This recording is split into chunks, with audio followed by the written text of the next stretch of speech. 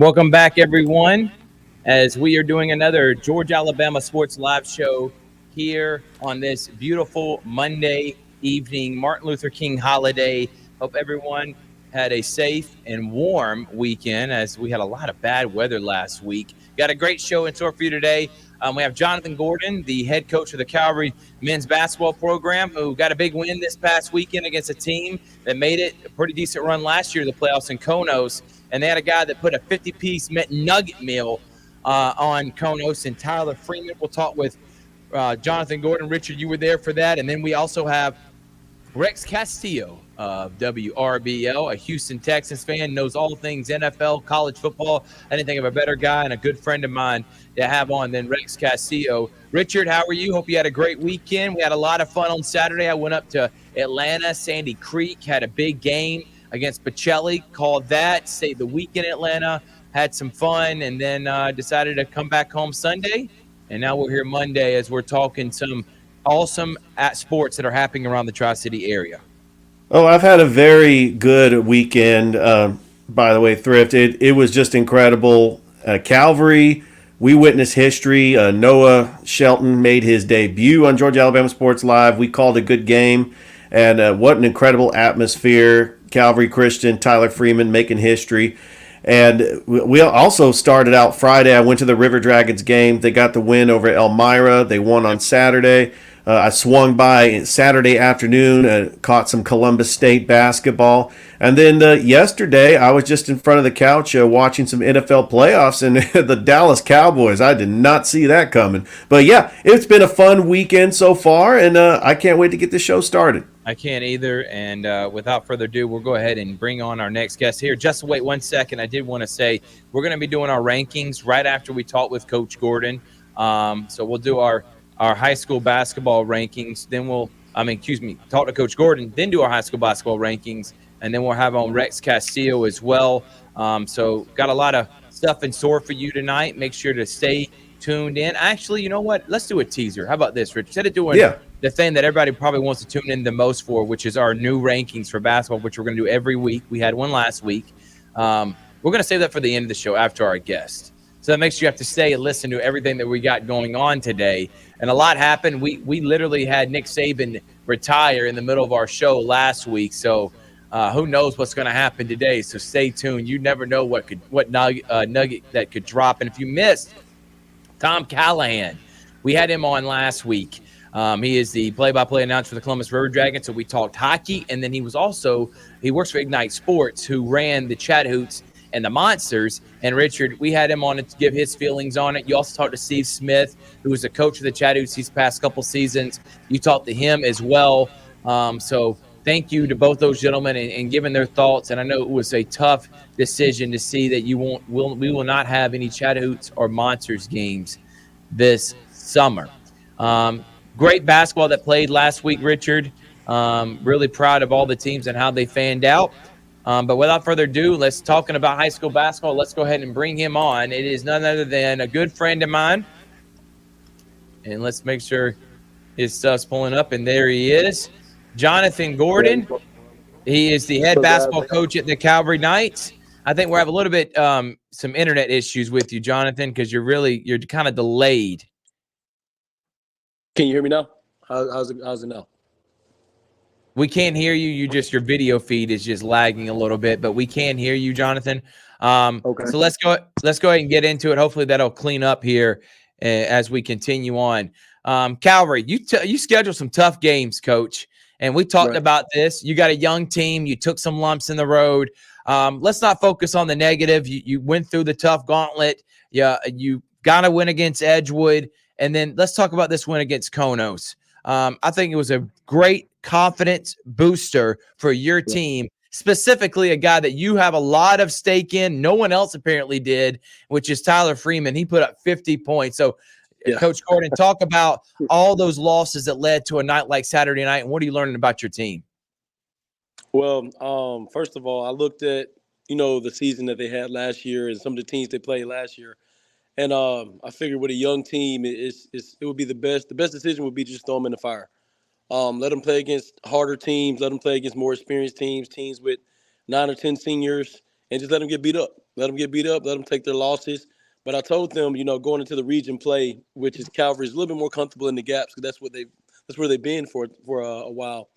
I told them, don't let those losses be in vain. Like the playing against a Carver, playing against a Spencer, even the Shaw, playing against those experienced teams with athletes and um, with tough presses and all those things. Take that, learn from the bumps, learn from the bruises, learn how they pressured on you, and let's pressure up, the team that we have in gaps. So the Konos game was really good for us. It's our first region game, first region win. I think we won by 33 points. I think last year they only beat Konos maybe by 8 or 6, and Konos brought back the same team. So with them practically the same team and us coming back with one team by 33 shows how far we've come as a team and how those games that that we lost in the before region play really helped out. Coach, let's talk about Tyler Freeman. He had just an incredible night.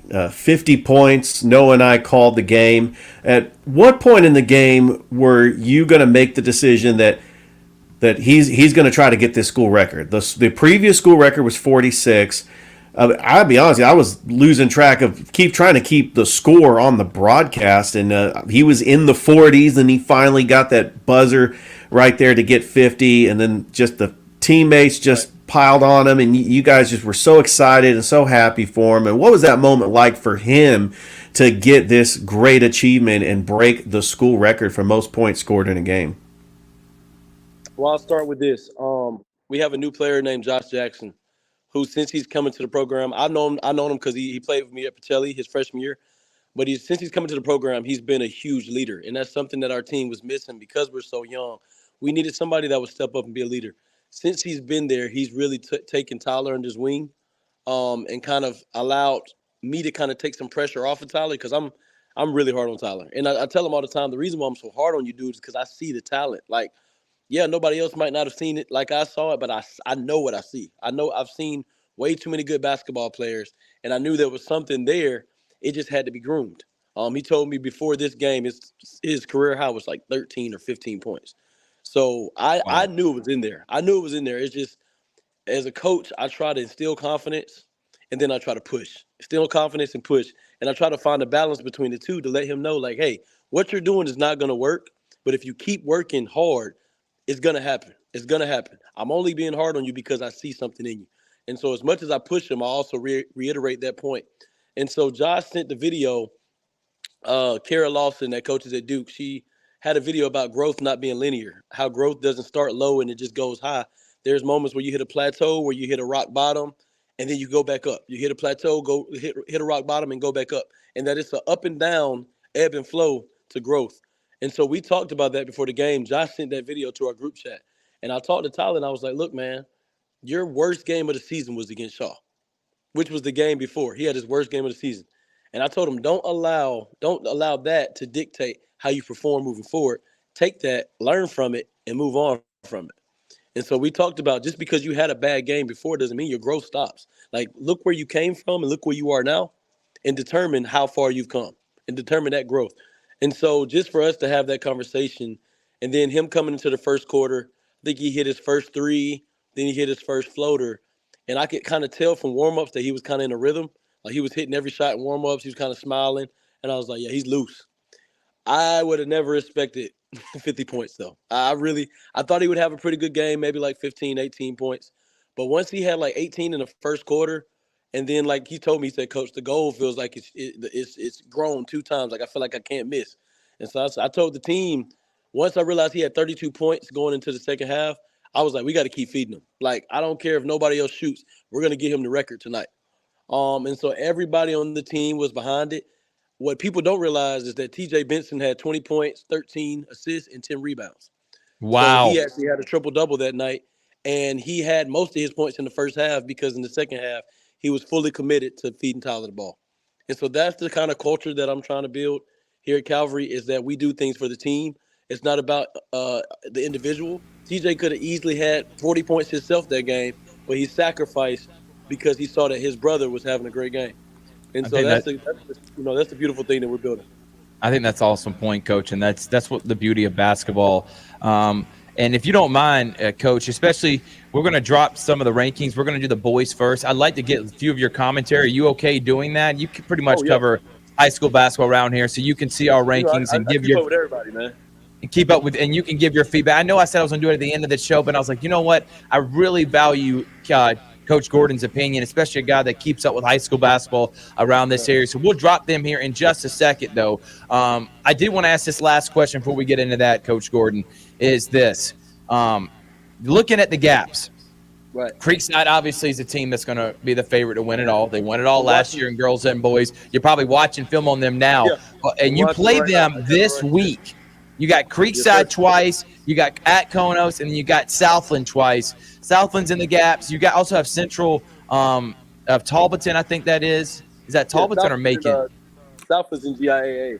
But, yeah, GIAA. Central, the Central team you're playing is in the GHSA, and then you got Creekside and Konos that are in gaps.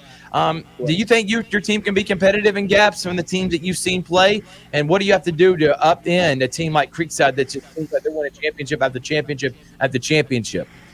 Right. So a lot of people look down on gaps because of the league that it is. And to be honest, there are some cupcake games in gaps for sure. Creekside is not one. Creekside has a 6'11" big man, Cedric Taylor. He's number 92 in the country on ESPN Top 100. And so he's going to be a handful. They also have a 6'8" shooting guard that plays for both of them play for the Swedish national team. So they're going to be a tough team to battle. Luckily, we do have the size to offset what they do. It's just going to take a really good game from Dylan Walls. He's going to have to play. I told him, you're going to have to be locked in this week. You're going to have to be locked in completely defensively because we're putting you on that kid, and we can't help too much because they have shooters.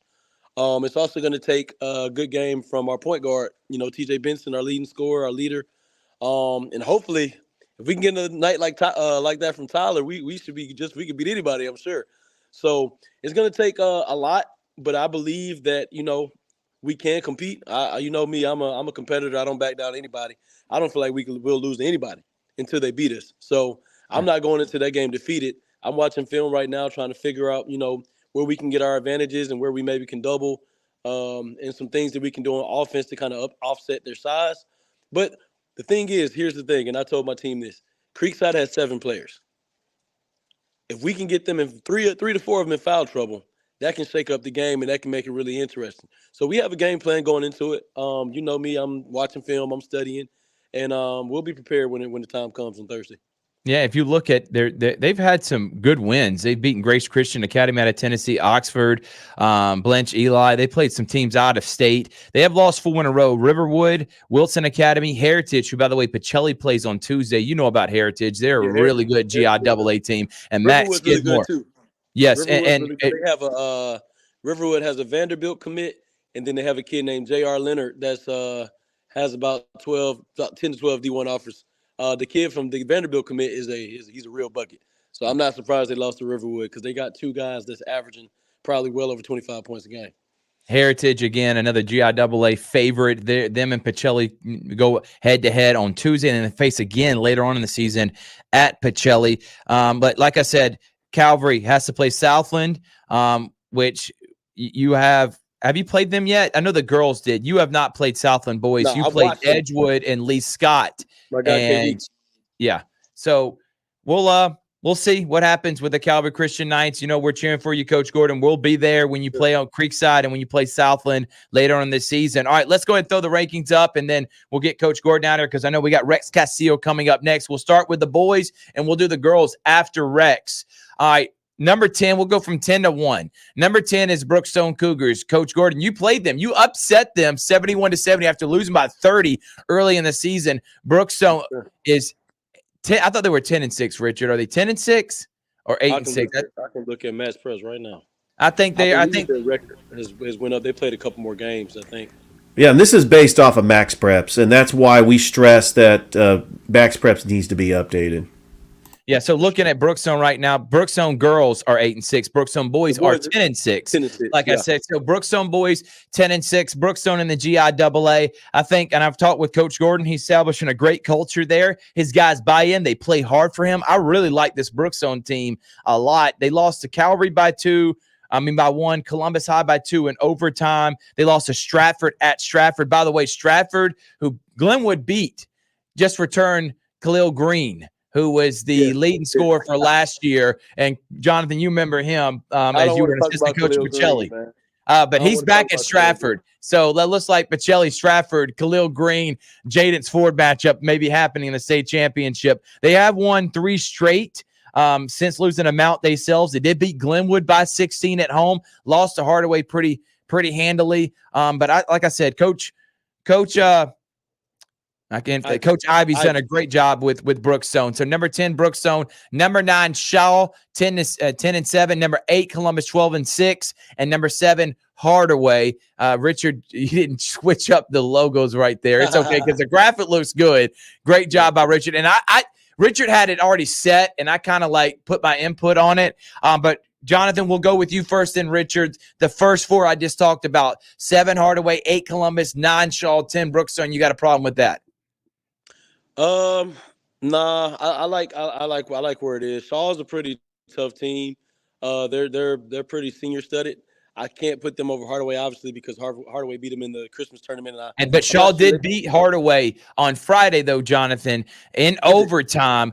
Wow. Yes, Shaw did beat them, but the reason we have Hardaway's played a much tougher schedule, in my opinion, and they have lost to Cairo, Bainbridge, and now Shaw, all by single digits. I know those are going to end up turning into wins. They're a senior-led team. That's why I have them there. Columbus High, they're 12-6. They're competitive. They're going to make the playoffs this year, and Coach Ivy Sr., and then I think Shaw's going to make the playoffs. They'll be a 3 or 4 seed, and obviously Brookstone. So I think the list is pretty fair.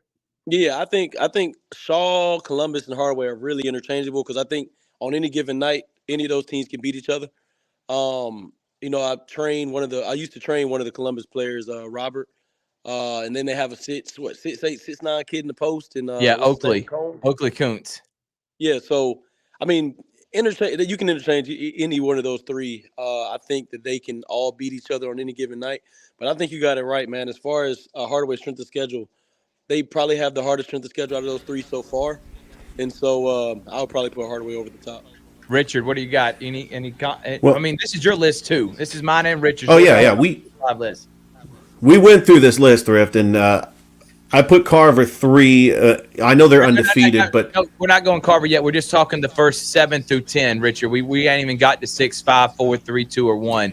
Just talking about 7 through 10, Hardaway, Columbus, Shaw, and Brookstone. Well, it does make sense because all these teams have beaten each other. Columbus has swept Brookstone, so they would be ranked ahead. Shaw is ranked because of their strength of schedule. They're ranked 9th, and I have Hardaway. We both have Hardaway number 7 because even though they're 0-3 in the region, all 3 games have been 1-possession games. They lost to Westover on a buzzer beater. They lost to Shaw by 1 point in overtime, and they lost. I want to say they lost to Cairo on. It was like a 1-possession game. I mean, so Hardaway could easily be 13-5 right now. Yeah, not Bainbridge. I didn't know they were 0-3 in the region. I got to put Shaw over them at that point then.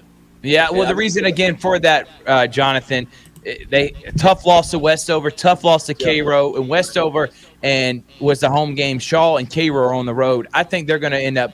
I'm not ready to move them yet, but they're interchangeable, like you talked about. You could put Columbus at 7. That's where Richard had Columbus. He had Hardaway 8, Shaw 9, Brookstone 10. Those are all interchangeable teams, and I think you put them in a bracket together, any one of those 4 can end up winning a championship.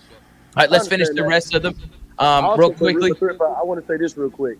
If it's a week-to-week update, then I have to push Shaw over Hardaway right now because they won. They won, and they're not 0-3 in the region. That is fair. Week update list, then you got to put Shaw in front of Hardaway at the moment because they won that last game, and Hardaway's on an 0-3 losing streak. So all right, I would move up Shaw. And I think that's a good point. All right, let's move on. Let's do the rest of them and get you out of here, Coach Gordon. Number 6, Russell County, 13-5. They didn't play Central, but this Russell County team much improved. Coach Battle, I like Russell County a lot. Now they play in a tough region, as Richard has alluded to throughout the us doing our shows these last couple of weeks, but I think Russell County and 6A of Alabama can be competitive, can maybe win a round or two in the playoffs. 13-5. Number 5, Glenwood 17-6. The reason we moved them down, we had them in the top 4 last week, is because they got thrashed by Lee Scott. Now, Lee Scott's really good with Hayden Harper putting up 20 a game. Their second leading scorer putting up 15, and Ben Aldridge. We saw them, and everything just started tumbling down because Glenwood and Swag, they were leading in the first quarter, and then it just in that third quarter, they were only down 1 heading into halftime. And in that third quarter, it's like the Golden State Warriors of Lee Scott. They just obliterated them. And then after that, you put in subs, and then it becomes worse than really what it was. But Glenwood number 5, because I think they have the second best chance in the AISA. And guys, when we do these rankings, I know we have a private school at 5, but we are doing how talented you are. Just like in football, we're also doing best chance to win a championship in your respective league. And if that's the case, Glenwood has the second best chance behind Lee Scott to win a state championship. Number 4, Spencer, they got to be moved up. They're 12-1. I feel like they're going to go undefeated in region play. They may win. Their only loss of the season after the end of the regular season may be to Carver. That's how their schedule is easy, but that's not Coach Allen's fault, Quintavious Allen, that he plays in a region that a lot of teams are just subpar this year. Number 3, Carver, they're undefeated. Everybody's like, how do you put an undefeated team behind a 6-loss and a 5-loss team? Only reason is you look at the schedule that Carver's played. If you look at Pacelli's schedule, they have played number 1 teams out of 1A, 5A, 7A, 6A. They play top 10 teams. They play, of course, top teams from GIAA. That's why they're number 1. Central, again, another tough schedule. They're number 2. I know they had a heartbreaker to loss to Auburn. And then Carver 3. Coach Gordon, you go first, then Richard, then we'll move on to Rex. That top 6, you got any problem saying Pacelli is the best team in the Tri-City area? I mean, you know how I feel about Pacelli. I mean, I still have blood and love there. But as far as number 6, I don't know a lot about Russell County. I know Coach Battle really well. He used to train me some in high school, but I haven't kept up with them that much. What I will say is I hate that Alabama has not passed the cross play rule yet, because I think it kind of hurts us for not being able to see a Russell County versus the Glenwood, or Central versus the Glenwood, or Smith Station versus the Glenwood, because they haven't passed that rule where AHSA can play AISA. And so I hate that we don't get to see those games, because I think Glenwood has a pretty good team, man. I know that they don't have a lot of basketball players, but I don't think people realize how big their team is, just muscle-wise. Like, they have their whole starting lineup is over 200 pounds of just muscle. So even though they might not have the talent that maybe a Russell County or a Central has, but man, it's going to be hard to get offensive. It's going to hard to keep them off of offensive boards, because they're so strong. And Swag obviously is a great point guard, former point guard at Calvary. He's just going to get better and better. I would love to see Alabama, break that cross-play rule so we can see those Glenwood versus Russell Counties and Glenwood versus Centrals. But I think Glenwood could compete with anybody, honestly. I mean, I think they're that physical. I wouldn't say they're that talented, but they're that physical to where they can compete with anybody. And Coach Dusty does a really good job of utilizing their size to capitalize on games. He knows he doesn't have a ton of basketball players, but like I said, you win a lot of basketball games off rebounding, and it's hard to out-rebound those guys. Spencer, like you said, they might not have the best schedule in the world, but they're 12-1. They're winning games, and, I mean, you only can play who is in front of you. And if they're winning games, you can't really take that from them. And they played Carver tough. That game could have went either way, depending on a play or two. Carver at number 3, I have to agree with that, because I have seen Carver's schedule. It's not the best. Again, they beat everybody that's in front of them. But as far as Central and Pacelli goes, man, their schedules are insane. I know Pacelli's lost against Norcross, which is a top 20 team. They lost by like 7 against Sandy Creek, who is a number 3 team and plays a national schedule every now and then. And so it's kind of hard, even though Carver's 16-0, and I really respect Carver. I respect Coach Pembroke. That was my favorite coach growing up. So I have a lot of respect for his program and for what he does and his players. But I can't put them over Central and Pacelli because of the strength of schedule that they've had.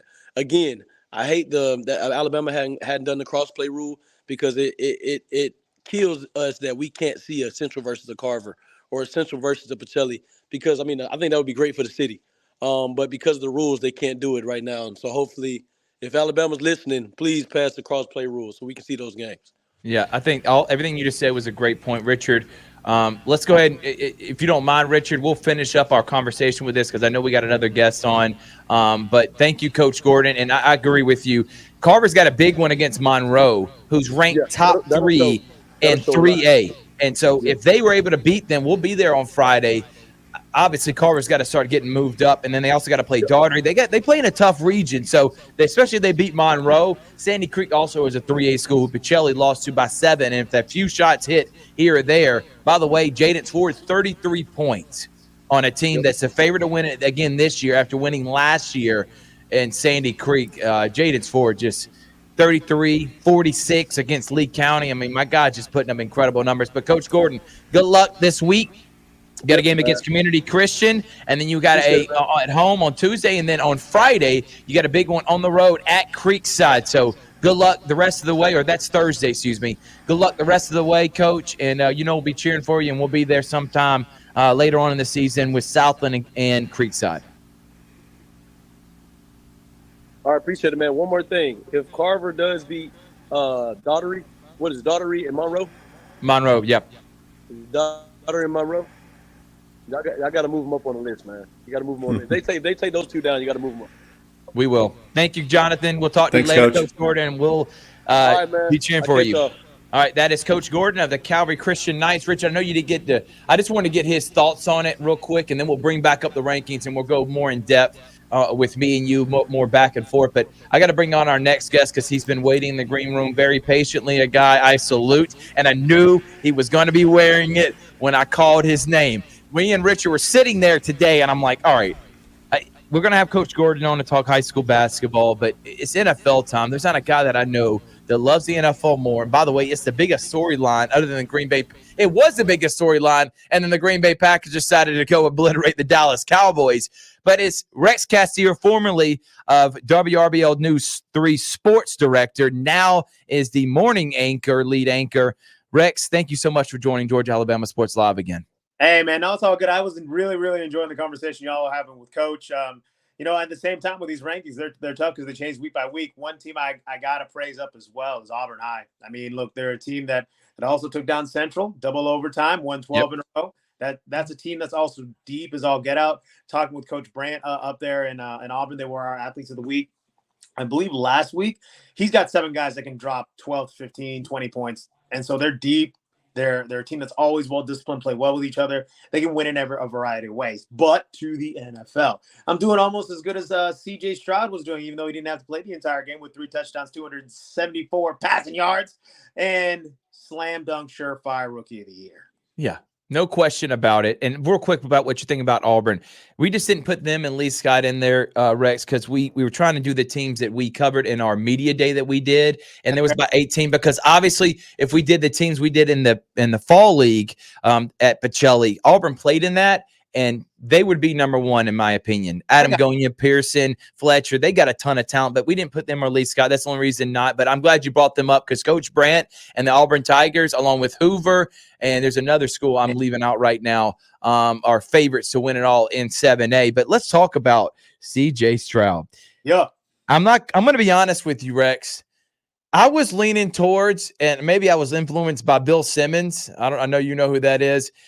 He really was high, and a lot of people were on that Browns defense. And if Joe Flacco, who played pretty decently, top 15, top 10 quarterbacks the last 4 or 5 weeks of the season, if he had a really good game against a young Houston team with that Cleveland defense, the Ravens back in 2012, I thought maybe the Browns could make it all the way to the conference championship. You had none of that. A lot of it has to do with C.J. Stroud, but the defense. Let's go there first, and then we'll go to Stroud because that's the obvious. But let's talk about the defense and Coach D'Amico Ryans. In your wildest dreams, did you think something like this was possible, not only making the playoffs and winning the division, but dominating as well? I was telling my coworkers and everyone who would listen, Rex, what do you want out of this team? I don't need a Super Bowl champion. I don't need a playoff team. I don't need a winning team. I just need a competent team. I wanted a team that looked like they knew how to play NFL football. I didn't get that last year with Davis Mills and whatever we got. We got more than that. With C.J. Stroud, I was running around through my house up and down, and bless my poor fiance because I'm sure her hearing went out for a few minutes. But when they drafted CJ Stroud, I actually wanted him more than Bryce Young. I get the appeal of Bryce Young. Believe me, I was able to cover him on the sidelines. There was something different about CJ.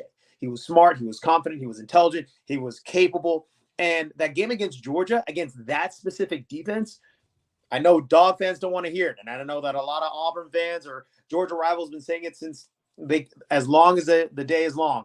If Marvin Harrison Jr. is in that game with CJ Stroud, I don't know if Georgia goes and wins back. I'm 100% with you. So CJ Stroud was the guy. Now that defense, we trade up to get Will Anderson Jr. I'm like, this is a DeMeco Ryans team. You get the linebacker, the dude with the intensity, and who's a freight train coming in there. DeMeco's a guy who it's so different when it's kind of like, Steve Spurrier going back to Florida to coach the Gators. It's just different when you have that true connection to the actual program. DeMeco was our captain. DeMeco was the guy over J.J. Watt to lead the defense. And when guys like Cushing, Andre Johnson, J.J. Watt, right, every one of them these greats that we have for the Houston Texans said, you got it right. That's what we were missing. That's what we were missing with the connection with the vets in the city, because there was a point where, all right, we're just going to be like the old, like for those of you who are growing up in this new age of Clipper basketball, back in the day, the Clippers were literally there just to collect tickets, and they were like $1 a ticket. That's right. what it felt like. But now we have a culture, a city, a team, and just a brand new life to this entire thing. Joe Flacco is a storybook ending. Unfortunately, his chapter ended. And I was very nervous because, again, Myles Garrett is an alien. I don't know how I'm the same species as that human being. But Laramie Tunsil from Ole Miss, got to give a shout out to the Almost Revs, because that dude, they locked him down and they were able to move the pocket. CJ, it looked like he was in his sixth or seventh year in the league. It was amazing. Yeah, it was. And I was so thrilled to see what happened with the Houston Texans, just for you solely. Richard. Yeah, Rex, the Houston Texans history, I mean, we've had good coaches that had good quarterbacks that have made the playoffs, like Gary Kubiak. Matt Schaub made the Pro Bowl when Kyle Shanahan was the offensive coordinator. Bill O'Brien had some success. He had 4 playoff appearances. But it seems like the last couple of years, the Houston Texans have fallen on hard times, especially when they had 2 head coaches in the last 2 years, one-and-done coaches with Lovie Smith and David Culley. They had a 4-13 season and a 3-13-1 season, and the franchise just looked like Deshaun Watson was going to set them back. But they make really a trade where they just gift wrap Deshaun Watson to Cleveland. Cleveland gave up way too much draft picks to get Deshaun Watson out of town. And Rex, I got to say, home run hire getting DeMeco Ryans, the former defensive coordinator for the 49ers, former Alabama player. He played at Houston. He was a perfect fit. And I hopefully he's going to be the Houston Texans coach for a while, because, there's possible talks that he could be interested in the Alabama coaching job. But I love the quarterback coach combination. If you get the quarterback and the coach right, you can have success. And I believe they nailed the quarterback position with CJ Stroud, and they got the coach right with Coach DeMeco Ryans. And I think you're absolutely right. Worked in New England, didn't it? And I was very, very nervous when the Alabama job came open. And I was like, I was telling everybody in Houston, I'm like, guys, don't be. Alabama has a lot of money, and DeMeco played at Bama, and there's total domain over that. But I think he's found his rhythm. Thank you for reminding me of the absolute, heart attack and heartache that was the past 2 seasons. But yeah, you don't get the number 2 pick or the number 3 pick when you play well. I think though, this was a team that was completely on a downward spiral. You have to remember that Andre Johnson straight out called out the organization, said, like, this guy Jack Easterby's ruining the culture. And Andre never talks. He's not one of these guys. He was very much go out there, do your job. I'm gonna go home, and other than punch Cortland Finnegan in the face. But it's one of the, when he called out the organization, and then J.J. Watt called out the organization, they had to clean house, and I think they did it beautifully.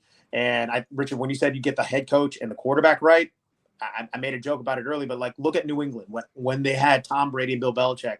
That was an unstoppable force. And at this point, I think wherever we go from here is icing on the cake. Most likely we're going to play either Baltimore or Buffalo, so God help me. But it's one of those things where we have seen for the first time in a long time, the light. And I'm not afraid to admit it because everyone knows it. Houston kind of plays the little brother to Dallas and the Cowboys with the legacy that they have. But now, we're the one team in Texas standing. Yeah, exactly right. And it's also nice to see the Cowboys just get demolished. And we'll continue on as we are the Bills and the Steelers. They're playing right now. The Bills are winning. We expect them to win. And then coming up tonight here in a little bit, we have the Eagles and Buccaneers.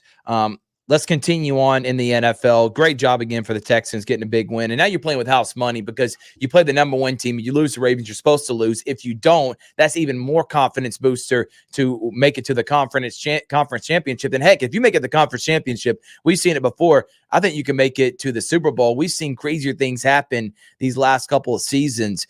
The Chiefs dominate the Dolphins. Packers dominate the Cowboys, and Lions beat the Rams. Where do you want to start first? Well, I guess we'll start with Chiefs and Dolphins. That was the same day as your Texans. Their defense came up big. Offensively, they're struggling, but if their defense plays like this, I think the Chiefs could, again, win another Super Bowl. There's still a lot of talent. Are you still, wishy-washy on the Chiefs? I guess it depends on who they play. How do you feel about them? Early on, I kind of was, just because you see how Patrick and everybody didn't have a rhythm. You have the wide receivers who can't catch. But the thing is, and Jack kind of made this joke earlier when we kind of did segments like this with Tua Tagovailoa at Alabama. Is 15 breathing? Yes. Can he play? Yep. Go Chiefs. That's really what it is, guys. It's one of those things that as long as 15 is out there and he breaks his helmet, they have a shot. Now, with the defense, I have to give – they found a new gear. Chris Jones is an absolute monster of a problem.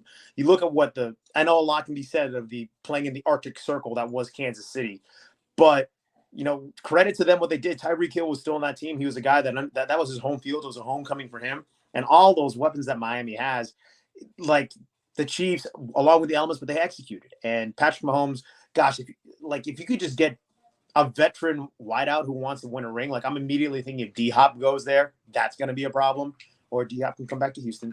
But, credit to what the Chiefs are doing. They look like, again, I agree with you. As long as they're playing, as long as 15's breathing, why not? Let's see what happens. I think the Chiefs can go.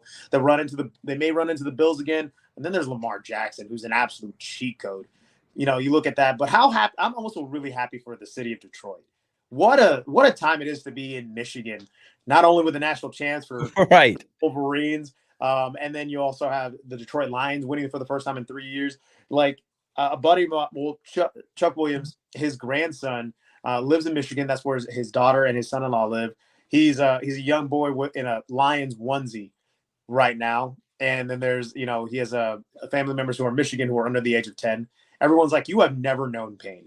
You have no idea what it's been like to be a Lions fan through all of this. So happy for the city of Detroit. Matthew Stafford was great, but I think the Lions are kind of looking like a team of destiny at this point, and a rebirth of Jared Goff. That's incredible. So really interested to see how this whole thing with Buffalo and Philly turns out. But also, Richard, your Niners look like an absolute juggernaut. Now, I'm still worried about them playing the Packers. Because Jordan Love looked like Aaron Rodgers last night. Yeah, he looked amazing. This Dallas defense, and you being from Texas, so you hear about the Cowboys all the time. They got taken behind the woodshed. The Packers they had no answers for the Packers offense. Aaron Jones with 3 rushing touchdowns.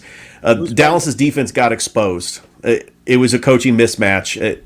I'm stunned because there's a lot of Cowboys fans. You've heard of them, Rex, that said this is our year. We're going to the Super Bowl. Yeah, they had a number 2 seed because they beat up on a lot of bad teams. But when they played the good teams, they struggled. And so they got behind early. Dak threw a couple of interceptions. When he made that pick 6 and it was up 27-0, the Packers at halftime, it was just over. And now the 49ers get to play those same Packers. And even though they're a 10-point favorite, I'm still a little nervous. And the Packers are just one of those hot teams that they are peaking at the right time. And really, it's a testament to how good Green Bay is, and really not the Cowboys, once again, another postseason blunder. All right, so all the trolling, there's a lot that I could just, if you look at any social media that I have, I'm kind of pedal to the metal with that because of Houston and Dallas. But to be honest with you, I was completely floored. I'm with everybody here. That made absolutely no sense. That Dallas Cowboy team that showed up was a shell of itself. maybe this is the ceiling for Mike McCarthy. Dan Quinn looked like, he found a new career. And then all of a sudden it's kind of like Atlanta fans were like, yup, remember that guy. I'd never understood it. I don't get it. I don't understand how CeeDee Lamb and Dak, who were on basically the same page the entire season, fell apart like that. But what's interesting about this entire offseason, Bill Belichick's a free agent. Antonio Pierce, I don't know why the Raiders haven't hired him yesterday, but Antonio Pierce is still apparently out there in the universe who could be hired. Dallas and Jerry Jones, who's in his 80s now. I mean, like at this point, you got to make a massive splash hire. Mike McCarthy was the good transition from what things were going on, and he rebirthed like Dak's offense, made him look good, and you needed a guy with an offensive mind when post Zeke. But you have a lot of guys who are free agents now. Tony Pollard being chief among them, and a lot of guys on the line. I don't understand it. I don't get it. Like in general, I'll say this on record. The NFL product is also good when the Cowboys are out there because you need a villain. But in general, like my future mother-in-law is a Cowboys fan, and I see how much pain is going on. And in the state of Texas, it's tough. I don't understand what went on. And they won 16 games at home. That's that's practically a full season. Undefeated last 2 years. Unreal. What are you doing? Like, did everyone forget the wrong cleats? They just like, you know what? All right, cool. We did the regular season. I don't understand it. Now, they did bring up an excellent point that I think it was like on First Take or the post game that it feels like a performance. There is so much pressure when you wear the star on the side of your helmet that you need to perform rather than just play ball. You bring a guy like Belichick in there who says 4 words a press conference, does not care about the glitz and glamour. He'll smile maybe once every Thursday. He's a guy, though, when you bring him in, it's all about ball. It's 100% cool. Let Jerry Jones talk. Let Dak talk. You want to talk about me? We're on to Cincinnati. Like, that's what you get out of him. And maybe you need to return to that. Yeah, I'm with you. And I want to pick it back real quick on this. When you're looking at the Dallas Cowboys and seeing the blunder that has happened with them year in and year out, it doesn't make sense. It defies logic, gentlemen, because as talented as this team has been, especially that 07 year, which they lost to the Giants, who I know ended up upsetting the 16-0 Patriots, but you couldn't even make the conference championship then. 2009, you finally win a playoff game to get blown out by Minnesota. 2011, 12-13, all lose week 17 matchups that even get into the playoffs. 14, you had the catch rule against Green Bay. You should have happened. They would have won that game. 16, you get upset against Aaron Rodgers and the depleted Green Bay team who gets up getting blown out by Atlanta. You were the number 1 seed, didn't win that. And then these past couple seasons, it's been bad for them. And I can see this. You got Mike Vrabel, a heck of a coach. You know about him in the Tennessee Titans. Don't know why Tennessee fired him. That was stupid. I'd hire him in a heartbeat. Jim Harbaugh, I hire him in a heartbeat. And you got the greatest coach of all time moving on from the New England Patriots. I'd hire him. So something's about to give for the Dallas Cowboys. They get any of those 3 guys, look out for them to finally get past their playoff blunder. I will agree with y'all on the Lions. I thought the Rams were the better team, but I'm glad the Lions won. I thought the Rams looked better. I thought McVay and this young team with Puka Nacua, who is just absolutely incredible. As he said, if you got CJ Stroud here, he's a little bit below because he was incredible this year. Kieran Williams, they got a lot of young talent. McVay got his juice back and his mojo back, but I'm glad the Lions won. Now the Lions will play the winner of Eagles 49ers at home. I hope the Lions make the conference championship. It'd be cool to see them there. And it'd be cool to see maybe a Bills in the Super Bowl. Maybe one of those 2 things are going to give, and you see them be competitive and win. If the Bills get to the Super Bowl, someone check on Bob Jeswell because he lived through the 4 losses. He lived through all of them, and I watched Bills versus Kansas City with him. And I love Bob Jeswell, but I've never seen him so depleted. And I have to agree with you with Vrabel. He's a home run hire. That's another guy who's like, great, you want to be flashy and all that? No, I'm going to go hit somebody in the face. Yeah. That's what needs to be done. Why he got fired? I'm just going to selfishly say he had to wear the Oilers jerseys against the Texans. You wanted to be cute, and we beat you in your house with our backup quarterback. Don't do that. Give us our jersey back. I would love to see, you know what? Why not? If the Texans don't get to the Super Bowl, why not a Bills versus Lions Super Bowl? That would be fun. Come on.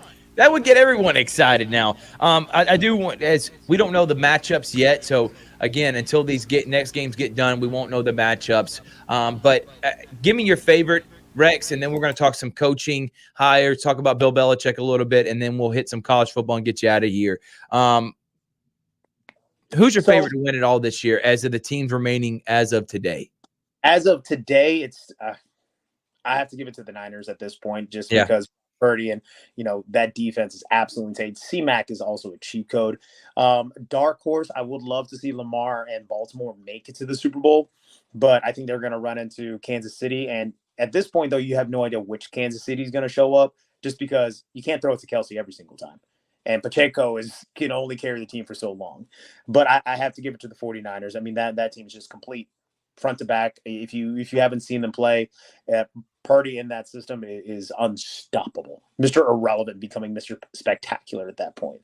So I'm really excited. But, selfishly, why not? Let's see what happens. I was talking to my boss the other day. He's like, hey, could I take the Monday after the Super Bowl off? And he looked at me like, so you think something's going to happen? Dad, don't say it. I'm not going to say it.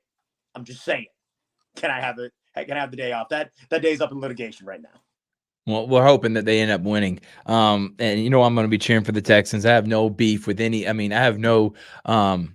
What's the word I'm looking for?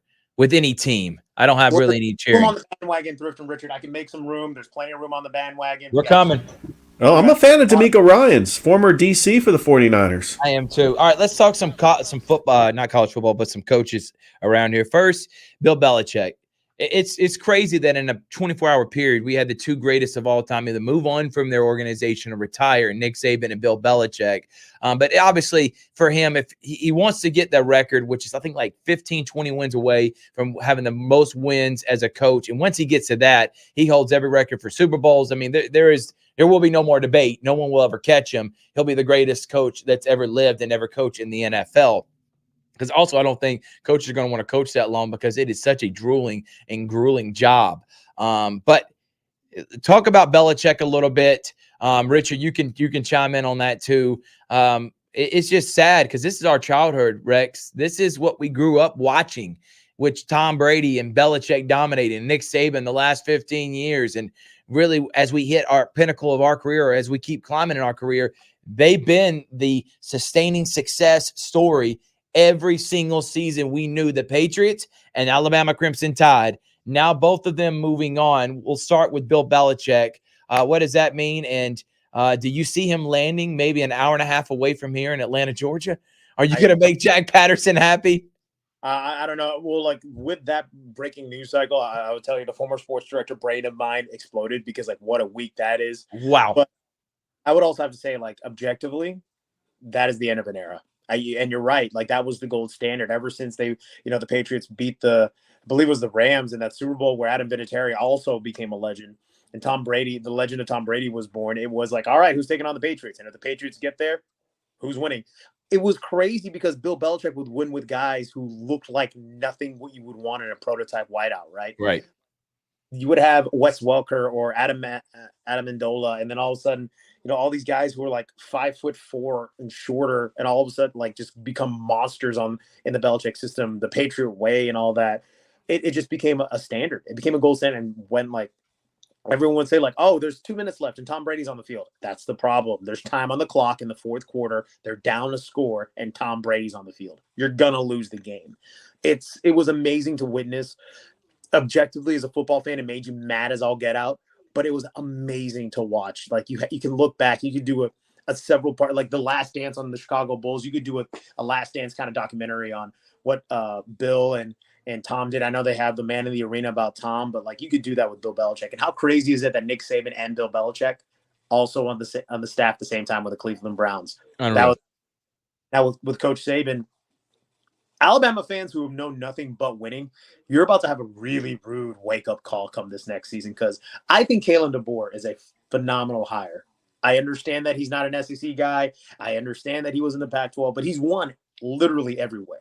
And him and his staff turned Michael Penix, who a lot of people thought was a used car with 3 wheels, into a Heisman finalist. The guy knows ball, and now he can recruit well in the SEC. I think at the same time, though, Alabama fans, get ready to witness maybe your first 4-loss season in the near future. That has never happened in the Nick Saban era. But again, for the rest of us mere mortals who rooted for regular teams, yeah, our coaches got fired because they lost to Bama, or we hired coaches from Bama. It's the gold standard that it's done. There's a reason why he has a statue at Bryant-Denny Stadium. I also thought it was kind of different that like people are leaving tributes to his statue like he passed away. Like Coach Saban was at the press conference. Like he's still there. I get that it's sad, but I think you have to realize and understand like eras end. And I can't. This for me, Thrift was like my older brothers, my older sisters when Jordan walked away. Finally, Chicago Bulls, or when Magic Johnson and Kareem Abdul-Jabbar hung it up. Like this is kind of what it feels like. Steve Young and Joe Montana not playing ball anymore, or the triplets from the Dallas Cowboys, as we talked about, Richard. When Troy Aikman, Michael Irvin, and Emmitt Smith no longer are in uniform anymore. It's weird. It's very weird. But Kalen DeBoer, unfortunately, you got to be the guy to follow the guy, but someone had to also follow Bear Bryant. So there you go. And I think he's a good hire. Whether it's the absolute going to be the Saban standard, it's impossible to ask anyone to put up to the Saban standard. You just got to learn to turn the page. The only consistent in life is change. So I'm really happy. At least we got to witness what Bill Belichick at his prime was, and what, as much as everyone around here hated it, if you're not a Bama fan, because if Colt McCoy didn't get hurt, I promise you Texas wins that. But it's one of those things that like Coach Saban and the standard and the thing that he said was it was never about result. It was never win a national championship was the standard. Be a champion. Understand the process. The way he was so dedicated to that. Y'all, he has coached more first round NFL draft picks than he has losses at Bama. That makes no sense. That it absolutely makes no sense. But what an amazing run for Coach Saban and amazing run for Coach Belichick. As far as where Coach Belichick will end up, Thrift, Atlanta's a really interesting spot. A lot of young talent. He has to figure out the quarterback spot, though. Because unfortunately, Desmond Ritter's not the guy. We've seen that. I don't know if I give you Bijan Robinson, Kyle Pitts, Drake London, Cordell Patterson, literally a video game put together. You give me a good veteran quarterback who maybe wants to win now, like a Matthew Stafford situation, Atlanta can be dangerous. I think that is a great point. Richard? I think that the Bill Belichick experiment may only work if he brings Josh McDaniels as his offensive coordinator. And if he convinces Dante Scarnecchia to come out of retirement and be the offensive line coach. Because that's why Bill Belichick was so successful. Like 85 years old, Richard. I know. I'm being sarcastic, but the Patriot dynasty worked because all the pieces worked together. The Patriot way, no days off. You had players that played. They ran through a wall for Coach Belichick. You have running backs like James White, who just had a heroic performance in the Super Bowl. And you have players that play hard for him. You look at Bill Belichick now, I don't think he can duplicate what he did in New England because they caught a lot of breaks too. Buffalo was down, Miami was down, the Jets were down most of the years. And because all the teams in the AFC East were down, they were able to win 11, 12 games every year and win the division, and they were guaranteed at least 2 home playoff games. But I'm going to say this, though, Richard. I know what you're saying, and they have played in a weaker division. But also you got to put this into fact. When they did fire these coaches, like from Miami and Buffalo and from the New York Jets, nobody wanted to take that job because they knew what it was going to be in store when they had to go against Bill Belichick. So they weren't getting top-notch echelon coaching, I think, prospects. And that's why it's been a revolving door for a lot of these teams because nobody wanted to go in there and face Tom Brady and Bill Belichick. That's a lot. And knowing you had to face them twice that season, and then everybody else in the NFL, they felt like that was a stranglehold on that division. Why would I want to even take a losing job? No matter what I do, I'm never going to be as good as Tom Brady. My quarterback's not, and I'm not going to be as good as coach as Bill Belichick. Go ahead, Richard. Real quick, Richard, before you go on, I have to agree that, yes, they were great that their division was down, but that's a you problem. I'm going to do and that was kind of like the New England things. Like, I'm going to do what I do. Just because I have Tom Brady, who was taken in like 199th in the draft, and because I was able to figure out that Troy Brown, wide receiver, good deep defensive back in the Super Bowl, and Ben Logan, who played lacrosse in college, was also a good wide receiver. Julian Edelman's 5'3". It's not my problem that you can't cover the guy. So if you at this time, and the Jets built that super team, remember, with LT and Mark Sanchez and all those guys. There's a part where it's just like, I don't know what to tell you. And I love this quote that Jimmy Johnson had in his 30 for 30 for the U. My job is to coach the players hard. I can't tell the other team to play well. If you play poorly, I don't know what to do with you. All I can do is coach my team to play well and win. And if you want us to stop dancing in the end zone or stop celebrating or stop going to all these playoff games, I'm going to need you to look at your coaching staff, your team, your quarterback, your defense, and everyone there in your uniform and figure it out because we're going to go win. That's exactly what the New England did. And catching a lot of breaks, though, like, again, everyone got good draft picks in that division. Yeah. I don't know what to tell you. Yeah, and also Tom Brady taking less money. You got players like James Harrison or Chris Long taking less money because they want to win a ring the Patriot way. You have Randy Moss coming over to New England. You know, he had like a huge record-breaking performance in 2007. Don't let that happen. Like, I don't know, like Roger Goodell should have just said no because we saw the freak show that was. Yeah, it was a super team. It really was. Should have went undefeated. Yeah, should not have lost to the New York Giants 17-14. Still cannot believe that happened, to be honest with you. Good old David Tyree in that helmet. Yeah, having unbelievably lucky catch. No doubt about it. Everybody talks about, like, you got the David Tyree in 07, then in 11 was the Mario Manningham. The Manningham was just a great throw. He dropped the bucket, and Manningham just made a great catch. David Tyree should have dropped the football. For one, the football shouldn't even been thrown to Tyree because he was sacked. How does, of all people, Eli Manning faced quarterback able to get out of that sack? Are you kidding me? Oh, no. Like, absolutely, that should have been monstrous. But Rod Woodson's a heck of a DB. Maybe he should have done his job. But absolutely, it's one of those things that, like, I remember that Super Bowl specifically.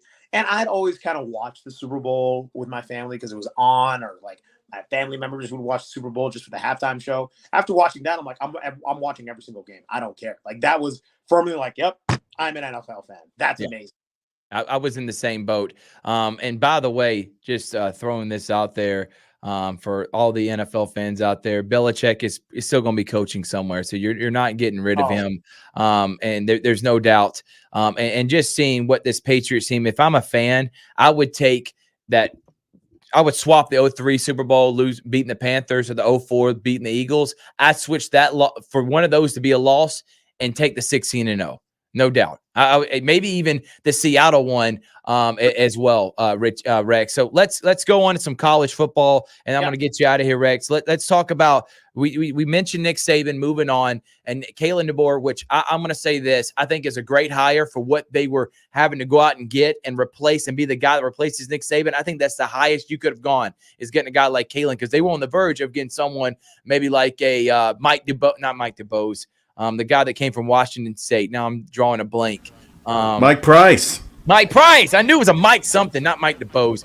Mike Price, and he ended up getting fired, and then the Shula era started.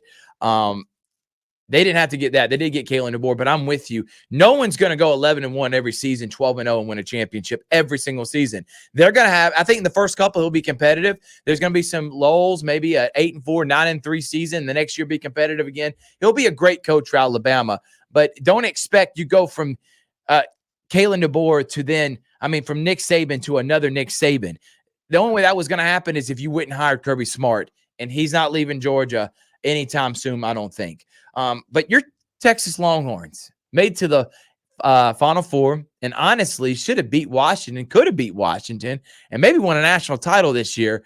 But you return everyone. I'm wondering if you're going to return Arch Manning with Quinn Ewers coming back again. You just got another Georgia receiver. Alabama receiver, and Isaiah Bond. Let's talk about the Texas Longhorns. Let's talk about college football as a whole. For one, how proud are you with your Texas Longhorns this season, and college football as a whole, Rex? Where do you think the direction's heading right now? I was super proud of what the Longhorns were able to accomplish. I mean, look, you winning the Big 12 championship in the last year of us being in that conference, I really, really wanted that. I thought winning at Bama was a great tone setter for what we wanted. And, seeing guys like Xavier Knight and Adonai Mitchell do their thing. I think if a fully healthy Jonathan Brooks is playing in that game, we may see a more competitive game from the beginning. But, Washington just good night. Michael Penix looked like he should have won the Heisman. And at the same time, though, I think there's a lot of work to be done because Sark was also in that conversation for Bama. I really think Texas is in good position to get more guys. We're seeing this exodus of Alabama commits because, look, nothing to kill him the board did, but all those guys went to Bama because they wanted to play for Saban. And Yep. he absolutely decided to, retire after it was completely his right. But is what it is. We'll see what DeBoer can do. As far as college football, I was for expansion for a long time of the playoff, but I'm kind of getting why 4 was special. I'm understanding why 4 made a lot of sense. It made a lot of people mad. I thought Baylor should have been in like the first or second edition of the playoffs. But with 4, it did make it seem like the regular season it still had that magic. You know what I mean, Richard? Like the BCS championship, when we had that, everyone understood the system. But at the same time, it was one of those things that, like, you had week 3 mattered as much as week 8, 9, 10, 11. Now it's just like, okay, if we win this game, we'll be a 7 or 8 seed, or we'll be a 10 seed. We don't need to go further down than 12 because, look, I love Tulane, but if we're talking about UTSA should have been in the playoff, I love that's a tough hill to climb. It's going to be interesting. I am really excited, though, about home playoff games. I think that is a phenomenal experience for anyone to have. As far as NIL goes, gosh, it's tough. I think, again, young men and even athletes, young men and women across the board, with the talent and drive that they have, why not be able to create some capital for yourself? I've told people, like, these young men and women are also able to sign up to the military, and they get paid to do that. Why not pay them playing in this sport that generates so much for their universities? That's here nor there. But at the same time, I think NIL does at some point need to at least give everyone on the same page, because it has gotten kind of crazy. We'll see what happens. Also, it has benefited Texas, so full disclosure, I know everyone's going to throw that argument at me. But I think we're going to see a change. The transfer rule has killed high school recruiting so much. It is. We see these kids that we cover during football season that absolutely deserve shots in the SEC or the Big 12 or the Big 10.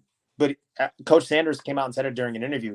I'm taking maybe 3 high school kids, because why would I do that versus getting a guy who spent 5 years in college, understands the culture. I don't have to worry about him, and I can just plug him and play, and he'll learn the system. Why would I sign anybody? So it is tough, and I hate it for the kids who are dealing with this, blowback of what happened during COVID. I am glad that we got people back.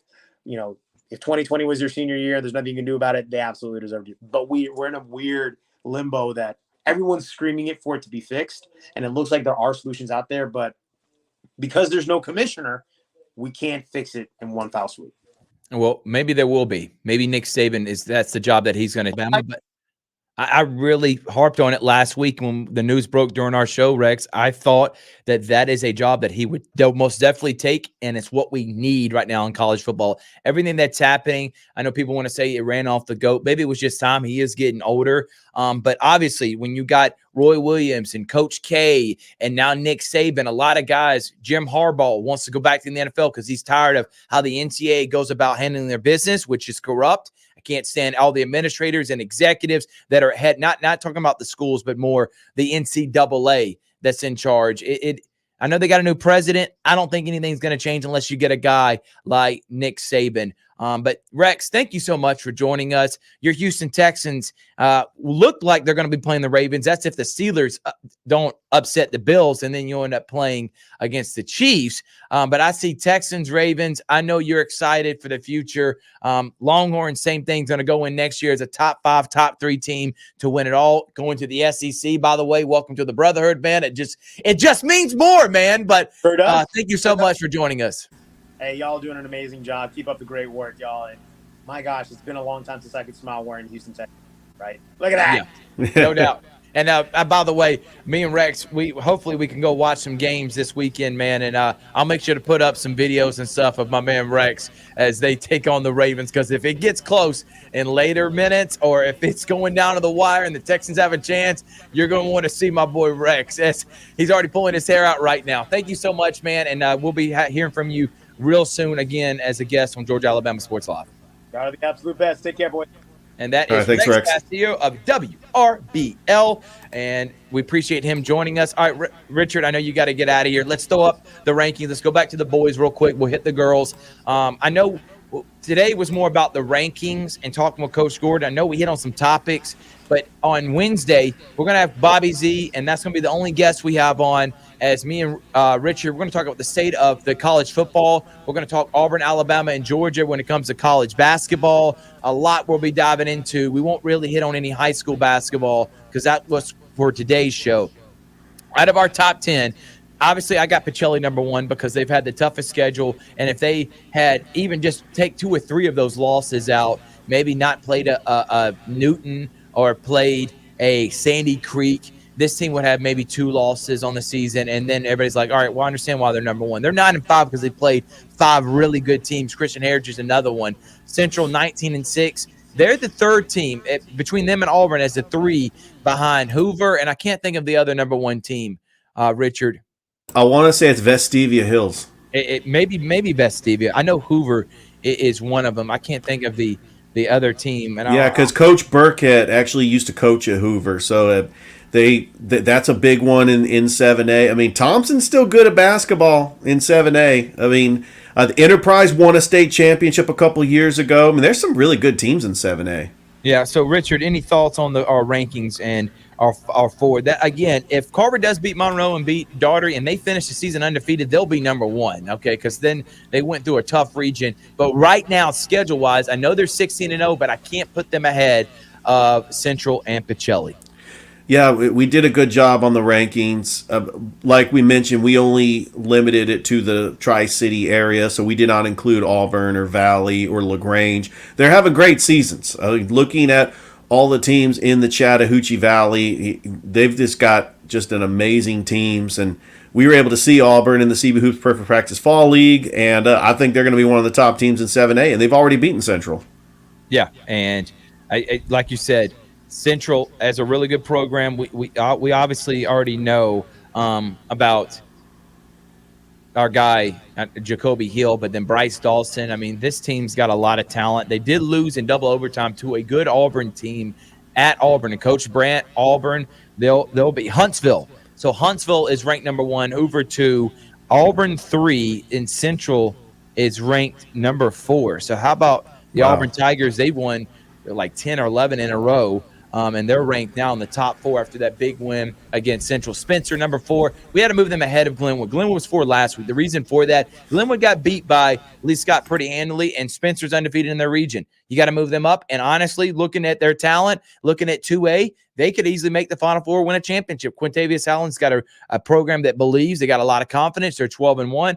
We'll be there for Southwest, as Southwest and Spencer are undefeated. We'll be there for that next week. So looking forward. We got Carver Monroe on Friday. That's a big one. We hope that Hardaway and Columbus and Shaw and Brookstone all win their games this week. Russell County and Central will be there when that gets rescheduled. But I like our top 10 for the boys. 1 Pacelli, 2 Central, 3 Carver, 4 Spencer, 5 Glenwood, 6 Russell County, 7 Hardaway, Columbus 8, Shaw 9, Brookstone 10. And out of those teams, the first 5, Glenwood, Spencer, Carver, Central, Pacelli, all I think have a chance to win a state championship. The other 5, I think they can win 1 or 2 playoff games and be competitive. And I don't see them winning at all. Any final thoughts on the boys before we move on, Richard? I mean, it was a good list. I mean, there's one team to look out for. I would probably have them either 11 or 12. It is Calvary Christian. Their record does not reflect the type of team that Coach Gordon has. I think that they're going to win some games in the gaps. And if Tyler Freeman continues getting 50 like he did, I mean, Calvary is going to be a dangerous team in the gaps. And Smith Station's having a little bit of a down year. They're 7-10. They did lose to Central. They've lost to Russell County, but they have beaten Columbus. I mean, those are some of the other teams that didn't make our rankings that we just got to consider and just keep an eye on them during the regular season to see how they do. I'm glad you brought up Calvary. Yeah, they're 7-11, but if they upset Creekside at some point, I may move them up, because if they beat the best team in their league, regardless of their record, why wouldn't we put them up? Because that means they're one of the favorites to win it all, and that's part of our criteria when we do our top 10 rankings. So exactly. Thank you to Double Coverage for sharing our stuff. By the way, they put the Double Coverage magazine out, the digital one. We shared that, Rich, on Georgia Alabama Sports Live. Make sure to go click on that link, and you'll see we can watch all live games with us. Thank you to Jerome Bryant for helping us out, and we partner together trying to give the most exposure possible to high school athletics around here. All right, pull up the girls real quick so we can get out of here. And we'll start from 10 is Calvary Christian, 500, big win against Konos. Michaela Reed, Lily Miller. They lost to Konos in the Final Four last year. I like Calvary making it to the state championship. I like them being at number 10. Number 9, Spencer, 9-5, both the Burke sisters, and they're undefeated in their region. They got a big one against Central coming up out of Macon. Spencer and them are both undefeated. Shaw, 11-7. I know Coach Crowell said he's had a tough week. I know they lost to Hardaway. They lost in a buzzer beater in Bainbridge. But the Shaw Lady girls with Tierra Tucker, I see them at least being second or third in their region, making the playoffs. And if they can host a playoff game, who knows what could happen. Coach Crowell seems really good, and I like this Shaw team. And then number 7, honestly, I probably could have moved them up a little bit higher because I honestly think in the GIAA, the St. Anne Pacelli Vikings, who played a really tough schedule, their 4 losses are against the public schools, including Harris County. I think they have a really good chance of winning it all. So I'd probably have them maybe a little bit higher, but me and Richard decided, you know what? Smith Station's really good. They're 11-2. Central's 14-7. They've been on a 6-game winning streak. We got to keep them there. So number 6, Smith Station, 11-2. I think you could interchange both them, Pacelli and Smith Station. Not ready to put Pacelli in the top 5, but if they continue to win and win out the rest of this year, or only have 1 or 2 losses, you'll see Pacelli in the top 4. Richard, top 6 through 10. What do you think? Yeah, there's no question that these are the top teams. On the outside, Brookstone, Kim Ellison's got a good team. They are 8-6. We'll consider them as they get into the GIAA play. I love what Calvary Christian has done with Michaela Reed. They got a big win over Konos. And Thrift, they only lost to Shaw by 6 points. Found out that the Shaw Lady Raiders, their strategy was to guard Michaela Reed. They doubled her, they tripled her at times. And you look at Pacelli, Michaela Hosley, the transfer from Northside, has made a big impact. The freshman, 8th grader, Grace Smith, is having a phenomenal job for Coach Thomas and the Pacelli Lady Vikings. And you're looking at the other list. You got Smith Station, Central, Glenwood, Harris County, Carver, Yeah, I'm with Hardaway. You. I agree with all them, but I know you're reading off. Sorry about that. Central, number 5, Jabria Lindsay, the best player in the city. No, hands down. And I like Central as they beat Auburn. They beat Smith Station. Central, I know they got 7 losses. They played a tough schedule. Rosetta Williams and the Red Devils. Watch them to make a Final Four run next year, especially when you got someone like Jabria Lindsay. Glenwood at number 4, they're the favorite to win it all. So, honestly, we could have moved them up even higher. The problem is the other 3 teams in their league also have a chance of winning it all in bigger leagues. But the Glenwood Gator and Coach Purdue, Takayla Davis, Anna Grace Griggs, who I think is the most improved player in the city, Takayla Davis, a walking double-double, Palmore, they just took Lee Scott to the woodshed. They've been on a winning streak ever since they lost the game in Tennessee. And the Glenwood Lady Gators are a favorite to win it all. They're the number 1 team in the AISA. They're number 4. Number 3 is Coach Stephanie Ramsey Dunn and her Harris County Tigers. Undefeated in region play. They're going to win the region. They may only finish with 2 or 3 losses all season. They'll be a number 1 seed. They'll be ranked in the top 5 as they should be. And I think Harris County has a really good chance, the Lady Tigers, at winning a championship with Brooke Bass and Janai Broom. I mean, they got an inside presence in Broom. They got a girl that can get us any shot she wants in Bass at 3. Number 2, Chubb Williams, Aubrey Wilkins, and the talented Carver Tigers that are deep with Coach Anson Hunley. I know they're 11-5, but again, they played a really tough schedule. Coach Hunley, they put them in every classic known to man. They've only lost in this area has been to the Hardaway Hawks, who are number 1. But the Carver Tigers in 3A, they're ranked in the top 5. Expect them to be a favorite to win it all. And they got a big one against Monroe, who's a really good team. Just like Carver boys and girls are ranked number 2 and 3, Monroe boys and girls are both ranked really high and really good.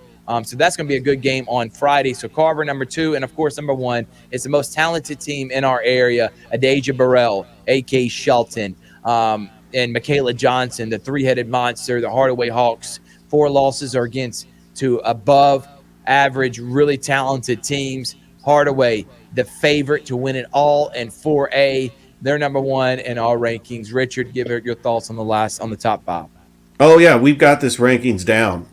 Hardaway is ahead of Carver because they did defeat Carver in the Muskogee County Christmas Tournament. But Hardaway has been not only beating good teams, but dominating good teams. They were able to blow out Shaw on their home court.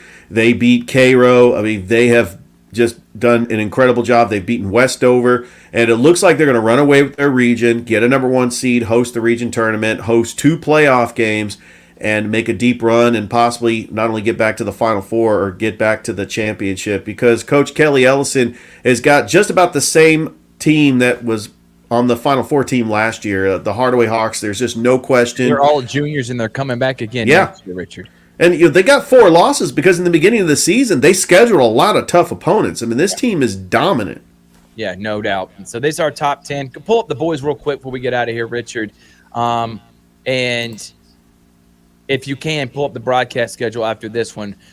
Pacelli, Jaden's Ford is putting up close to 25 a game against Lee County and Sandy Creek. Lee County, a top 5 6A school. Sandy Creek, the number 1 3A school. He had 40 points, 33, or average close to 40 points, 33 against Sandy Creek, 46 against Lee County. So against top-notch competition, Jaden's Pookie Ford is putting on a show, and he is by far one of the top players in this city and state. He'll be definitely playing at the next level. You have Makai Williams and Matthew Melvin and AZ Justy. You got big athletic power forwards that can guard anyone and switch with anyone. TJ Smith, who had 20 against Sandy Creek. He's coming into his own. He's averaging 17, 18 a game. They're a talented team.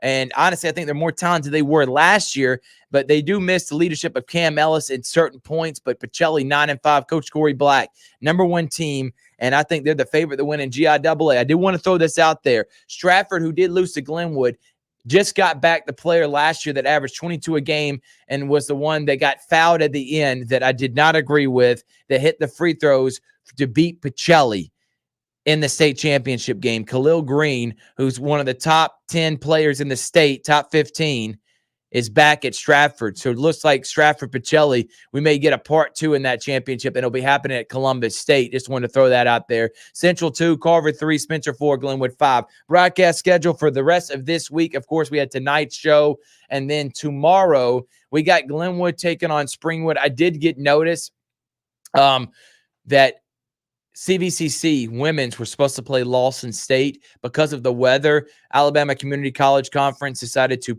can't postpone the game. So that game has been postponed. So we will not have a CVCC women's game like it said on the schedule, but we will have Glenwood Springwood.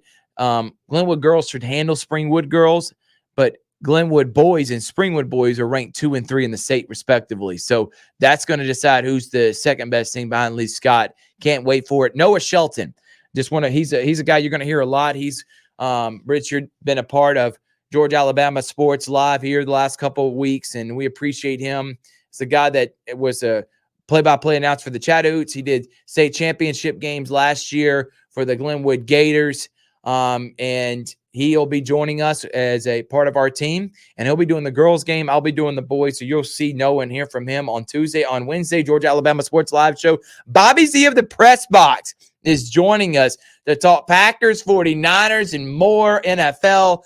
Just going to be chopping it up with Bobby Z. Cannot wait to have a former mentor of mine. Can't wait to have him back on Thursday. Richard, I guess we couldn't find the graphic. Thursday, CVCC Reed State.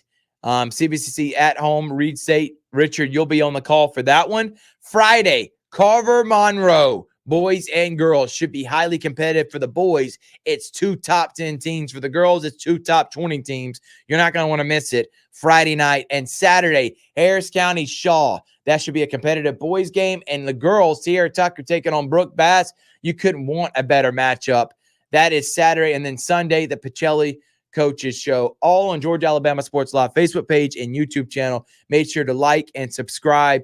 Thank you to Chris Gates and Toy Gar for our producers that make all of this possible. And if you would like to be a sponsor, please reach out. We are looking for that as we got baseball season coming up, and we're going to be having a baseball media day. We'll be talking with several of the coaches on when the best date is, but we're thinking early February. So you're not going to want to miss out on that because we're going to be covering baseball just like we have with basketball. Richard, don't worry about the graphic. Come back here and any final thoughts on today's show? Yes, great show. Coach Gordon, Rex Castillo from WRBL were our guests. I thought it was just an amazing show. We just continue grinding here at Georgia Alabama Sports Live because, Thrift, you and I know we both love sports, and we just had a busy weekend of sports, and we actually got sporting events going on right now as we speak on this MLK Day. I mean, we got, afternoon basketball in the NBA. Hawks were playing the Spurs. I mean, last time I checked, they were blowing them out. But I was really disappointed they got blown out by the Wizards over the weekend. I'm really starting to believe that the Hawks need to move off of Quinn Snyder and go in a different direction. I think that's lunacy. I can't believe you said that, Richard. I don't mean to call you out. Not firing Quinn Snyder. Move on from DeJounte Murray. Obviously, him and Trae Young can't play together. Just didn't work. And then find a wing player. Get rid of Hunter and just reset with Trae Young again. You already got rid of John Collins. That group obviously didn't know how to win together, even though they made that conference run. But we'll talk NBA here because I really don't want to hit on it too hard right now as we get past the trade deadline. That's when we'll start going hard. NBA especially heads into the playoffs. But NFL-wise, we'll talk about that and the playoffs and who's playing who and give our predictions with Bobby Z and anything else. Richard, we will also have we'll talk. We did high school basketball today. So we won't hit on high school basketball, Richard. We'll talk college basketball, and we'll hit on Alabama, Auburn, and Georgia when it comes to college football and recruiting and everything else. Thank y'all so much for tuning in. Make sure to like and subscribe, and we will see y'all on Tuesday, Glenwood, Springwood, and Georgia Alabama Sports Live Show on Wednesday. From Richard Aldridge, I'm Thurp Andrews saying good night and stay classy.